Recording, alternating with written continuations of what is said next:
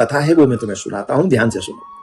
भगवान श्री कृष्ण ने कहा, अलकापुरी के राजा कुबेर, जो कि भगवान शिव के परम भक्त हैं, नित्य भगवान के पूजन में लगे रहते हैं। शिव ही उनके प्राण हैं, उनकी पूजा करते थे। उनकी पूजा के लिए एक हिम नाम का माली मानसरोवर से पुष्प चुन के लाता था और वो पुष्प लाके कुबेर को देता था। कुबेर उन पुष्पों को भगवान भोलेनाथ पे चढ़ाते थे।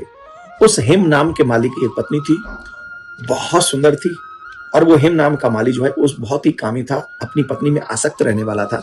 एक दिन भगवान शिव की पूजा में पुष्प विलंब से पहुंचने पर, क्योंकि वो अपनी पत्नी के साथ रमण करने लगा, उनसे आशु विनोद करने लगा, इस चक्कर में वो पूजा के पुष्प तो ले आया था मानसरोवर से, लेकिन पहुंचाए नहीं थे, जिसके कारण कुबेर को जब पता चला तो उसको बहुत क्रोध आया और उन्होंने कहा, दुष्ट, तूने मेरे भगवान शिव की पूजा में विलंब कराया है, मैं तुझे शाप देता हूं, तुझे पत्नी वियोग होगा, तू मानव बनकर जाएगा पृथ्वी पर, और पृथ्वी पर मानव बनकर जाएगा, तुझे कोढ़ होगा।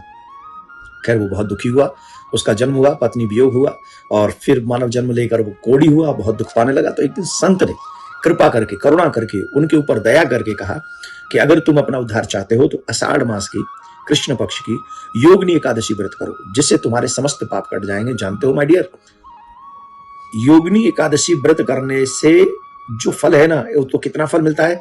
88,000 ब्राह्मणों को भोजन कराने का जो फल है, वैदिक ब्राह्मणों को जो भोजन कराने का फल है, वह फल योगिनी एकादशी व्रत करने से मिलता है।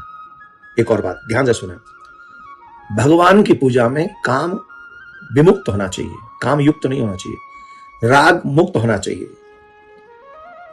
भगवान का जो भी व्रत हम करते हैं, उन व्रतों में हमें काम, क्रोध, ईर्ष्या, लोभ, मोह इनसे दूर रहकर भगवान की याद करनी चाहिए। खैर महाराज ने उनको कहा कि तुम योगिनी एकादशी व्रत करो, जिससे तुम्हारे पाप कट जाएंगे।